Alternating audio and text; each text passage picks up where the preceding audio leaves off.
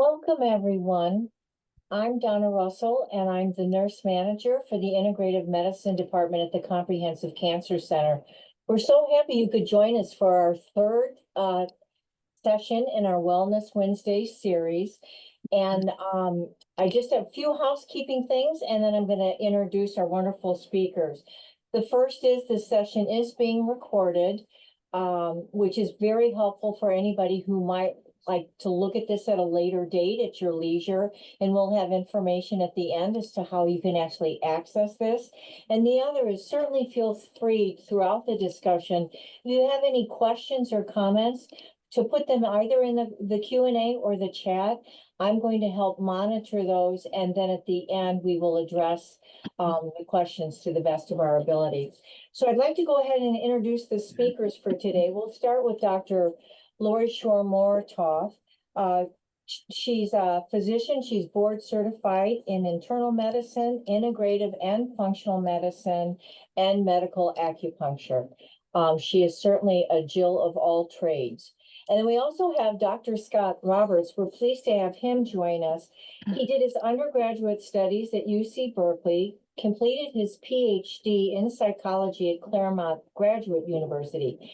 His research is upon the impact of natural environments such as forests and improving our well-being and how we can better reduce our stress. He offers courses in biological psychology at Ohlone College, and he's also a certified yoga teacher. He's been part of a small team for the past 5 years, which facilitates a mindfulness retreat for physicians at Sutter Health. We're really happy to have him here, and he's also glad to leverage this experience, share techniques and insights with all of us today to help us better manage our stress. So again, welcome to both our speakers and to our audience, and thanks again for joining us. Thank you, Donna, and welcome everybody. Please feel free to say hello in the chat. You can put in any questions you want answered, and please use the Q&A as much as you would like. I'm Dr. Moratoff. It's so good to see everybody here. Today is our pillar on stress management, and I think this is going to be a really nice day. As usual, I'll probably have maybe a little too much information, but I have a hard time holding back. As you remember, these are our pillars of health. We've already gone through our pillar of nutrition and movement in the last few months.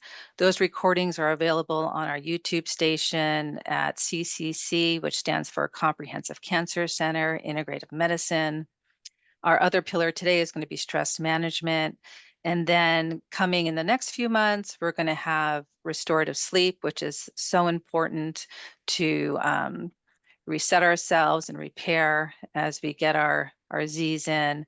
And then environmental detoxification is going to be the next one.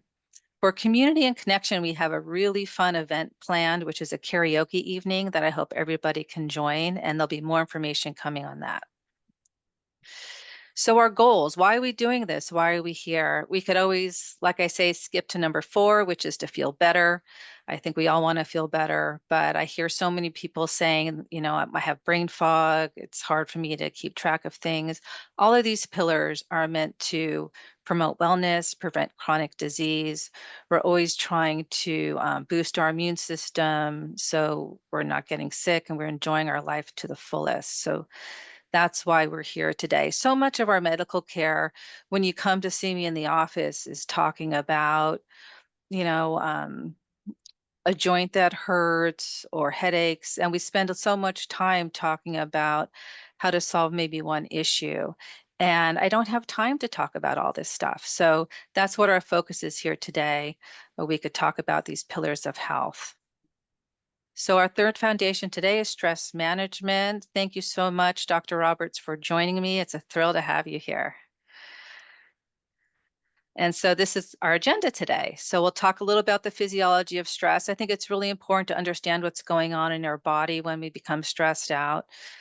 And then I wanted to practice tools that you could do by yourselves. You don't have to come to the office. So meditation is super, super powerful. Breathing exercises, when I sometimes get, this is sort of an aside, but sometimes I have dentists calling me and saying, I have this patient in my office, their blood pressure is too high for me to do their cleaning. And have them do breathing exercises and it brings their blood pressure right down. So this is a very powerful tool that I hope we can all learn about. And then the last one is positive affirmations.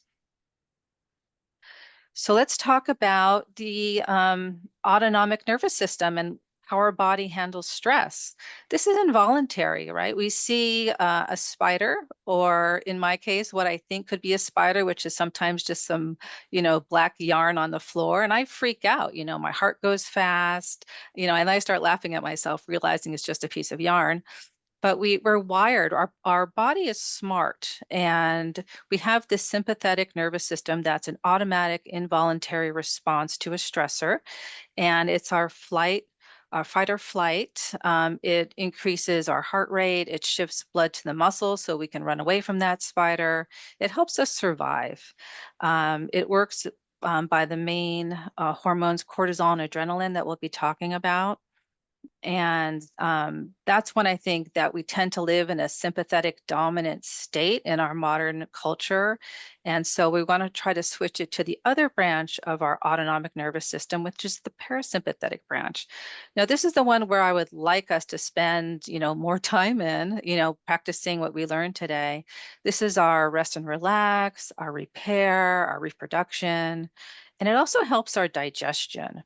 A lot of times when we're eating, we're rushing somewhere, and so it's really important to take a breath and relax when we're about to have a meal. And our parasympathetic system works as a break. Um, Dr. Roberts, the sympathetic system's there for a good reason, right? Yes. Firstly, thank you so much, Dr. Lori, for having me today, and I'm happy to speak to this topic. As you introduced, this autonomic nervous system, sympathetic and parasympathetic, Mhm. they actually work together. It's push-pull, so when the sympathetic is active, the parasympathetic is less active, and vice versa, but we need them both, right? So otherwise, a life without any stress at all might be sort of a dull one. But even without stress, we need to be alert, we need to be awake for the tasks that we need to do. And so that's sympathetic really through norepinephrine, which is the same thing as noradrenaline. And also, I think Dr. Moratov will be talking a little bit about cortisol and adrenaline are happy to hop in, but it sort of wakes us up and it gives us that alertness that we need to do daily tasks. So it's certainly not all bad, but as Dr. Moratov was saying, we hope to spend a little more time in that parasympathetic nervous system, that's sort of our rest and digest, our healing nervous system, in other words. And that's really what we're talking about today. These are the two pathways that we've talked about. And these are the two main hormones. They're both stimulated by our brain. Dr. Roberts, can you tell us a little bit about the pathways?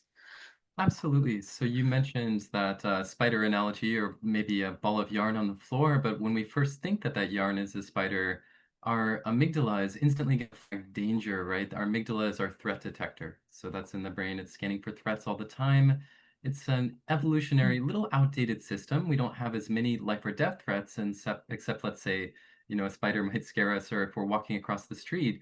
So it tends to be a little chronically active. And when that amygdala does say danger, let's say with the yarn example again, just to keep it cohesive, we get this sympathetic nervous system surge. So that's going to have the first pathway here on the left, the adrenaline. The adrenal glands are going to pump out adrenaline, and within seconds, the heart is thumping.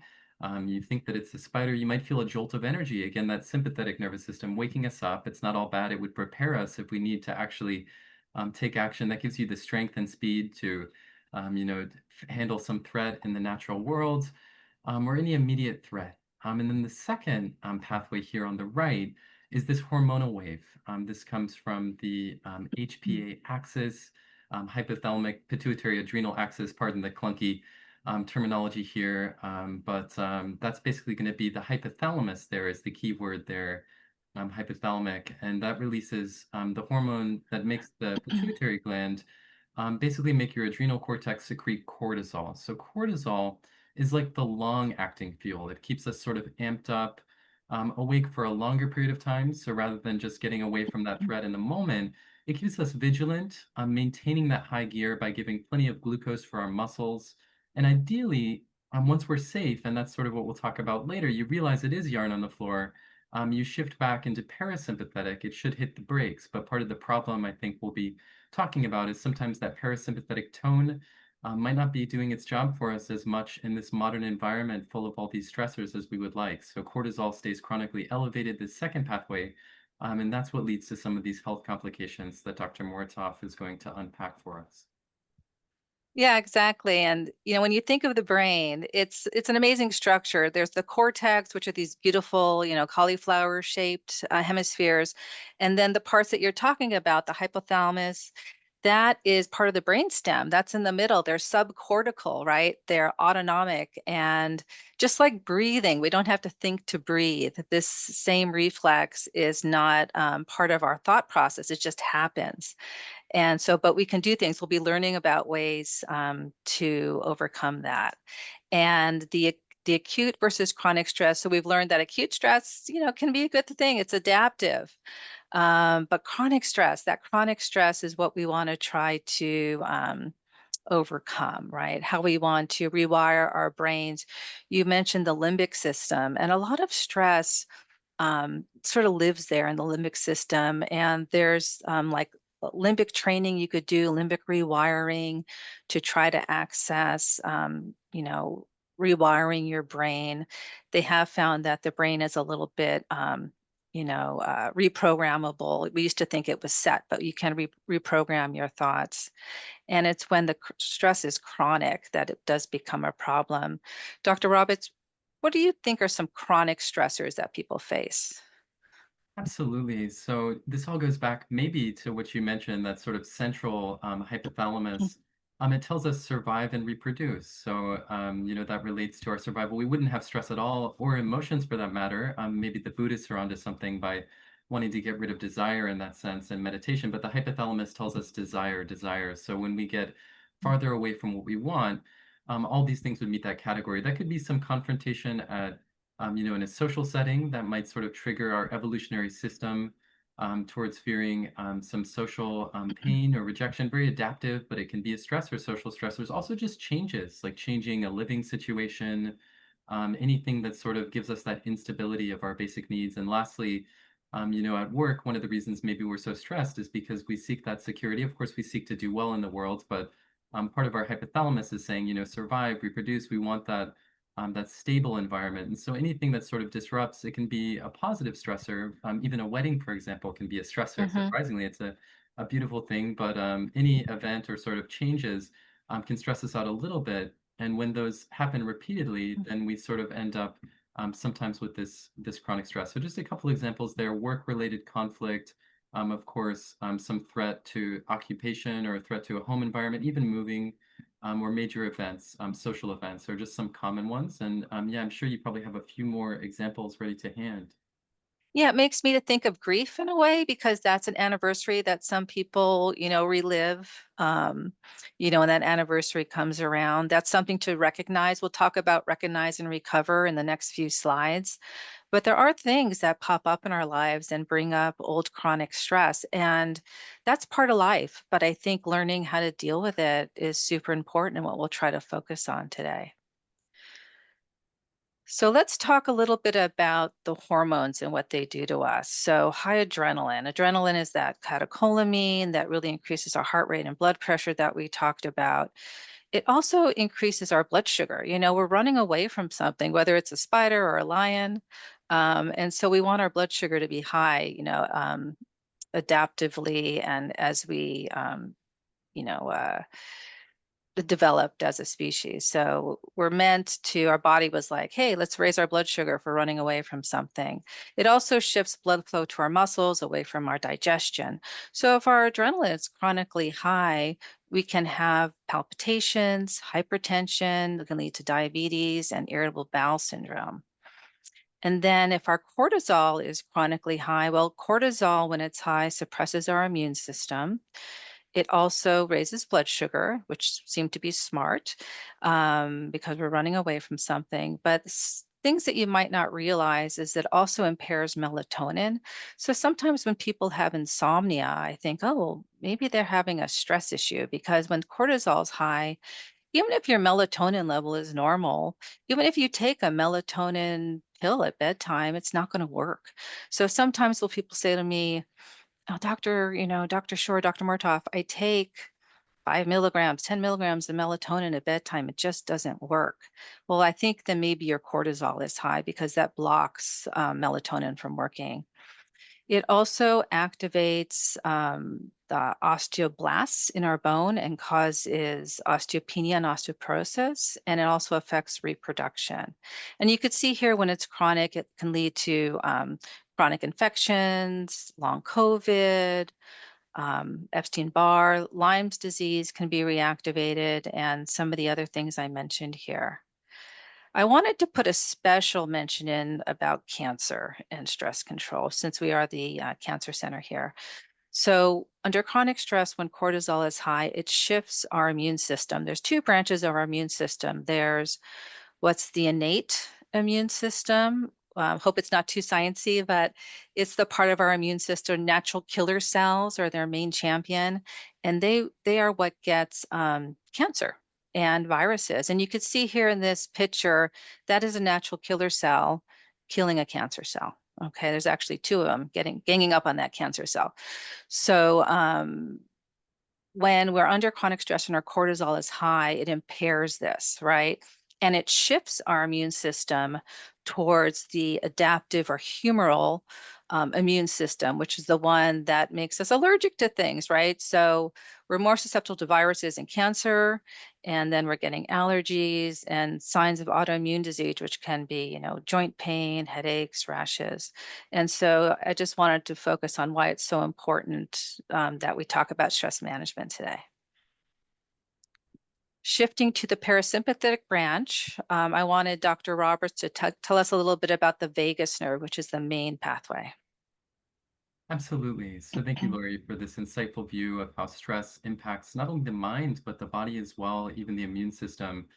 Just a little quip that I sometimes say to my students is that warmly with humor, of course, but I say I can tell who hasn't been studying for the exam by who's coughing around exam time. When we're stressed out, we're not really prepared, we might get a little more stressed. And you can imagine how difficult that situation would be. Geez, if you have an exam and you're sick, but it does happen all too much. And so let's look at some of the antidote for our immune system here and for our physical and mental well-being. That's the vagus nerve. So the vagus nerve is sort of the rock star of our parasympathetic nervous system that Dr. Moritov introduced here as the parasympathetic. It makes up 75% of the parasympathetic nervous system, this rest and digest healing nervous system again.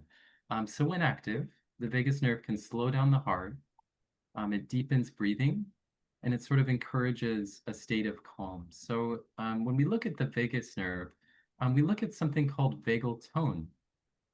And vagal tone, in simple terms, is sort of how strong and effective your vagus nerve is at doing its job. So its job is to relax you, of course.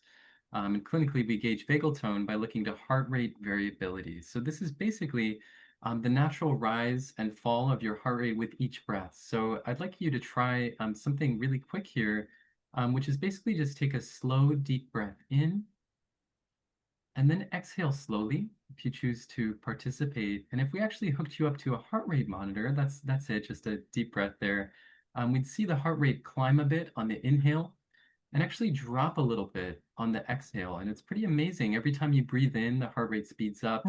Every time you breathe out, the heart rate slows down. And so that's a measure of vagal tone. And so low vagal tone means your heart doesn't actually speed up or slow down so much at all. It means it stays very consistent. And you might ask, why does this matter? Well, high vagal tone here is sort of like, what helps your body recover from stress, what helps your parasympathetic nervous system recover from whether it's seeing that yarn on the floor or some social conflict or getting a difficult grade back or just anything that sort of affects us day to day. And so it's linked with better mood regulation and focus. People with higher vagal tone tend to respond faster to stress and have lower inflammation, as Dr. Moritov was mentioning, I believe, with sort of this, might have mentioned with inflammation, or we had a conversation about it, but this is related to conditions like anxiety and depression, and it's part of the body's antidote to that fight or flight. So the exciting thing is you can actually train your vagal tone. It's not fixed. So you might be thinking, oh no, do I have Lower vagal tone, well, you can think of it sort of kind of a silly analogy. It's not a muscle, of course, but sort of like muscle tone.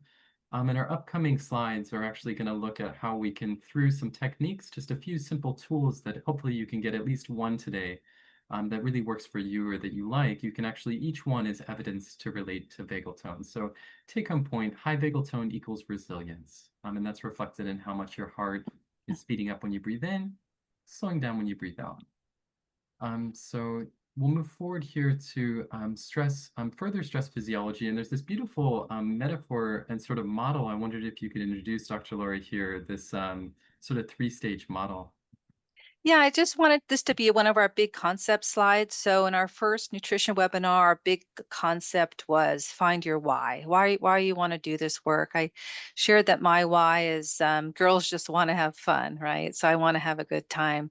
Always. And then in the second webinar, the exercise webinar, we introduced the big concept of hormesis, which is that measured amount of stress can be beneficial to our body, and that change can be, good when the right amount of stress is put in. And so I wanted this to be our big concept slide for today, which is that even though the stress response is involuntary, that we can take action, right? We can recover our balance. And the first part of that is to recognize when you're under stress. Sometimes we just get on with our day and we might not recognize that we're stressed until much later when we get a headache or we feel dehydrated. And so I just wanted to mention that ways to recognize can be symptoms, like I mentioned, like a headache. It can be muscle tension. A lot of us hold tension in our necks. So it could be a headache that starts at the base of your neck and goes forward. It can be a dry mouth from breathing more, stiff muscles, being irritable. And then, I want us to learn today ways to recover. Today, I was focusing on things you could do by yourself, but other ways to recover, of course, would be to have therapy, with a trained provider. Exercise is great. Acupuncture is something we do here, of course, and I love acupuncture for recovery. And then also getting out into nature, which is a special interest of yours, Dr. Roberts, right? That's correct. Yeah, thanks for the shout out here. I actually did my dissertation work and sort of some research articles on a very simple point. We all know nature makes us feel great, right? You might ask, why do we need sort of research to tell us this? My hope was to sort of drive public policy, get more plants, more places, so sort of green spaces for folks to help us recover. Because what sort of the take home point, not to sort of bore you with my entire dissertation, but somewhat fascinatingly, when we do get outside, especially seeing these fractals in natural environments, sort of a tree has branches in it, and those have branches on the branches and leaves, and even little branch patterns on the leaves, you're seeing something made of cells, something biological. And this seems to really relax us. It actually increases vagal tone, it slows down the heart, decreases some biomarkers of stress. And this is kind of similar. I noticed this was similar to what meditation was doing, and it sort of surprised me. And I think we'll talk a little bit about meditation. We actually will certainly Mhm. today. But overall, nature boosts emotion, it boosts cognition. You actually are able to restore your attention and think more clearly when you're stressed out. And then it also helps us engage socially, which is going to be another pillar coming up in this webinar series of that social support and cohesion. So nature seems to sort of make us a little bit kinder to each other and care for each other a little more, which helps with stress as well. So it's sort of a multifaceted. If you could put that into a medication or some sort of pill, people would certainly take it. But all we really need to do is to get outside to get that medication, those benefits. Sounds good. It's a lower copay just to get outside. I like that. And then the last part is just rebalancing, right? Finding your new normal. Just like this road, life isn't circular. You end up in a new destination, but you can recover that rebalance. That's sort of our big concept for today. And so I'm going to have Dr. Roberts lead us and teach us a little bit about meditation. Wonderful. So, meditation comes in many forms. We'll sort of talk about a few of them today, certainly not all of the thousands that exist. And specifically, when we're researching meditation, we're talking about something kind of specific, like many meditations involve positive imagery or things. But in this case, mindfulness meditation is sort of actually just focusing on what is here, the present, not necessarily imagining something, And that's actually a wonderful platform for then imagining something afterward. We'll sort of talk about that later, visualization and the power of that. But breathing meditation does quite a lot in terms of the research. I wanted to introduce really briefly, just to sort of ground our discussion. We'll do a little practice coming up. So we'll get to that in just a moment. But I wanted to mention, first off, on a hormonal level, regular meditation tends to dial down cortisol, what we were talking about with that sympathetic nervous system. And actually, a meta-analysis, meaning sort of putting all these dozens of studies together, did find that it not only reduced cortisol, but also resting heart rate, blood pressure, and especially with people under high stress. So those people under high stress actually benefited quite a bit. It's almost like it teaches your hypothalamus we were talking about not to react so much. Furthermore, it's anti-inflammatory. And some suggest even just a little sort of tidbit that it can actually slow down cellular aging, pretty amazing, by preserving telomeres, the little end caps of the DNA, active area of research. And also it helps us towards what Dr. Moratov was mentioning, this plasticity or sort of rewiring, reshaping the brain that we can actually do. It's one of those things that we can do. So MRI studies show people who meditate have consistently thicker activity in that cortex, that sort of cauliflower-like outer section of the brain. And that can make you less prone to distraction and very focused towards today, sort of downshifting stress pathways, reducing inflammation, and overall just balancing neurochemicals, even increasing serotonin and GABA levels, things like that. So that's a little bit about the research, a little of the headier side. But let's do a little bit of practice here just to kind of ground ourselves and actually take a moment, maybe what you sort of came for, to get just a few minutes of relaxation. So please find a comfortable resting position for this brief 3 to 4 minute exercise, just meant to sort of teach the basics of mindfulness. So to begin, please sort of align your body in a vertical column. You don't have to adjust your posture too much, but just make sure you're sort of comfortable. And bring your attention, with closed eyes, if that's comfortable for you, oftentimes is the practice, to the sensation of your feet on the floor. And just bring your attention to where the body makes contact with the chair, grounding, spine vertically, and perhaps placing the palms resting on your legs. And so notice the sensations here of stability and support. Your feet on the floor, sitting on the chair, and from this platform, just allow yourself to relax any tension, just right off the bat that you can. It's always a good step. Easier said than done, but if there's any tension you can just let go before we begin. Just let go of that tension, shake it out, anything that helps, just allowing yourself to just let go of a little bit. And so now we begin the practice. Please shift your focus to your breath. And so you can observe either the point at the tip of your nostrils or the gentle rising and falling of your abdomen as you breathe in and out. And feel that gentle expansion of your rib cage while breathing in, and just releasing tension as you exhale. Notably, as we set up to sort of teach this main sort of principle, there's no need to control the breath. So just watching it, just sort of watching it as it rises and falls, and just releasing any tension you're holding on to, observing its natural rhythm.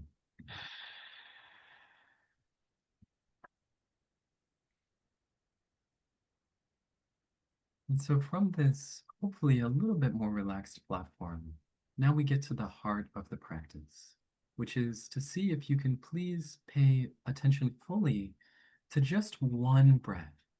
Just one breath. Start with an in-breath maybe, or wherever you are in your breathing cycle, from beginning to end.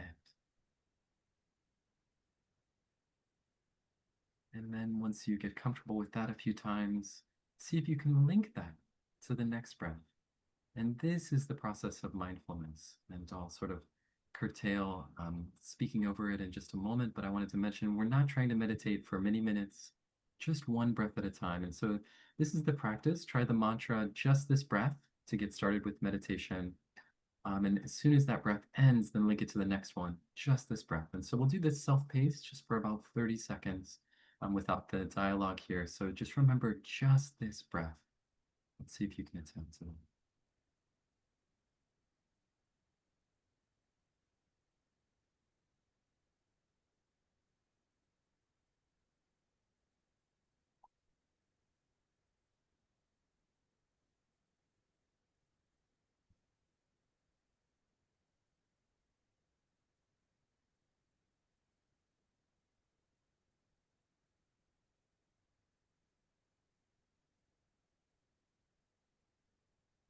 If you notice your mind is wandering to the future or the past, anything all our minds do, just bringing it back to the breath. Again, that simple mantra, just a few more rounds like this. Just this breath, trying to be present with one breath from beginning to end, linking them together in a chain. Just this.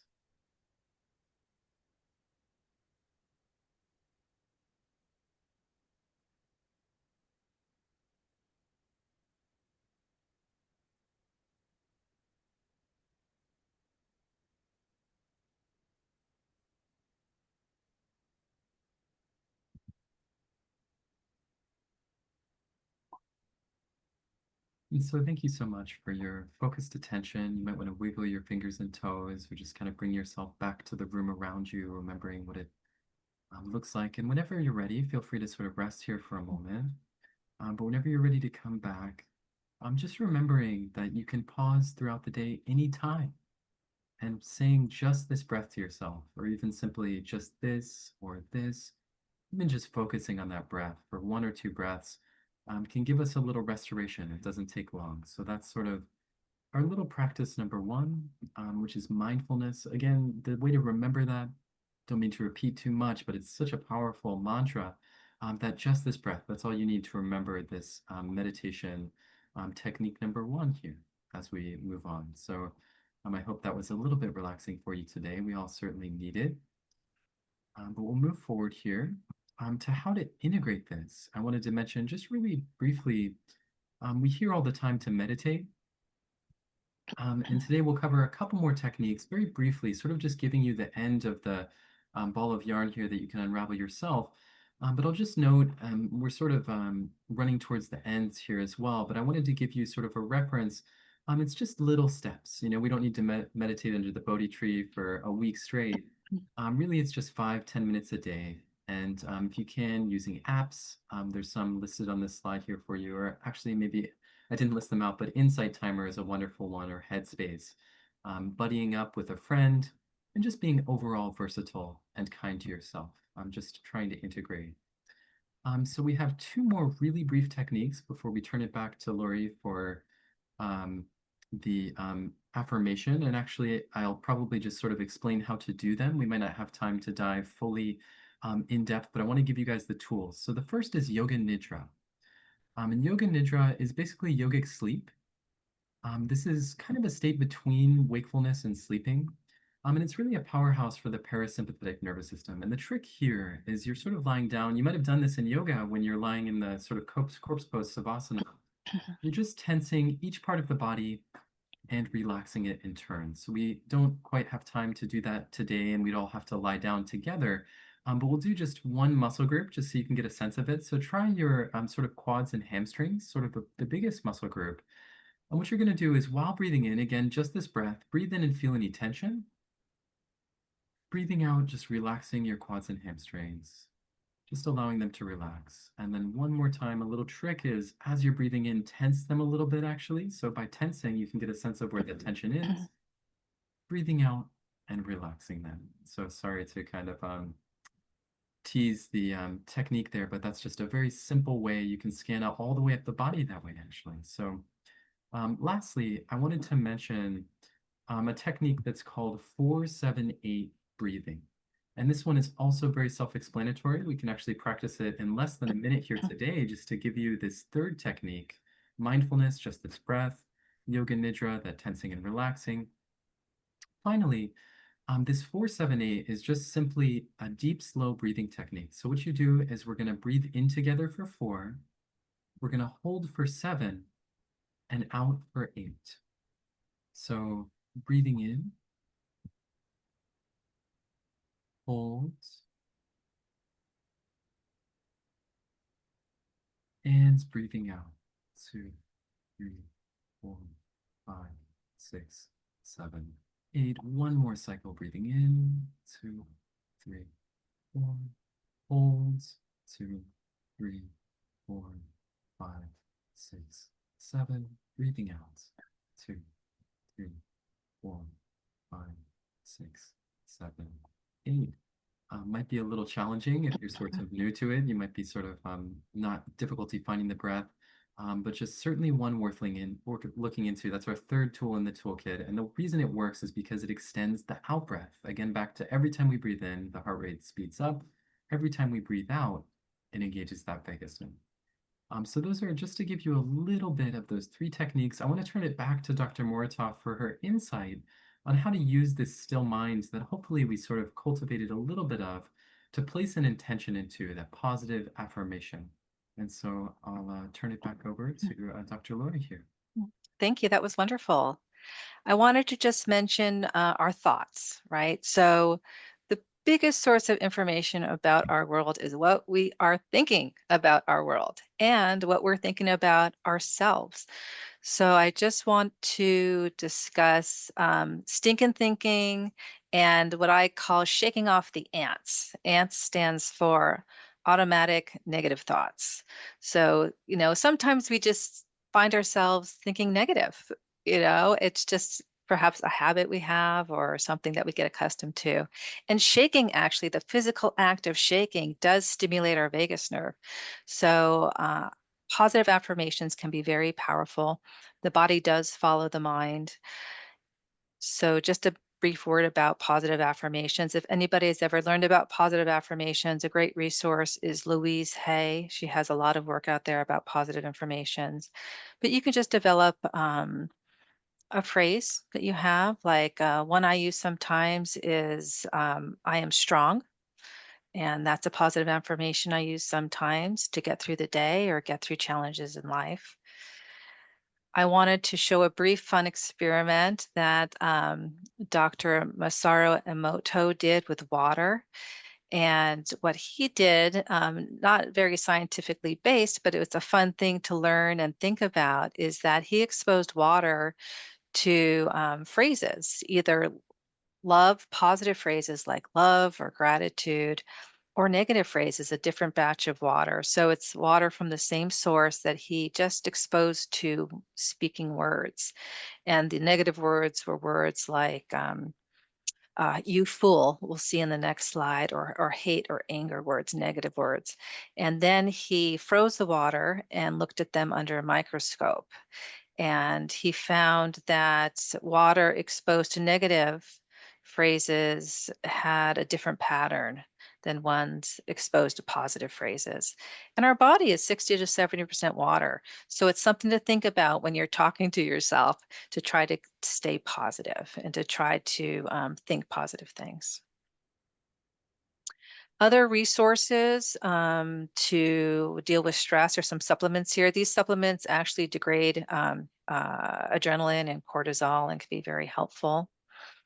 If you need more information, just feel free to ask me in an appointment or call our clinic.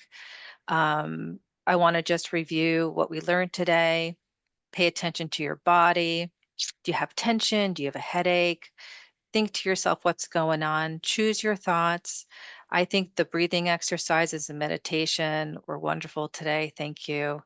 And I wanted to give you our resources. This is our phone number. These are great books to read. Why Zebras Don't Get Ulcers and Breath, The New Science of a Lost Art, the apps that Dr. Roberts mentioned. And then, of course, this is Dr. Roberts' email that he was so gracious to share with us. And we do have these recordings on YouTube. And then if you want to contact our clinic, you can email Rochelle. She's great at answering emails. Thank you so much. Donna, are there any questions? There's one, I think this is focused for you, Dr. Roberts. Okay. And the question is, when focusing on my breath during meditation, do I purposefully alter my breathing to have longer exhalation, or do I keep breathing normally? Wonderful question. So this kind of refers to two different practices.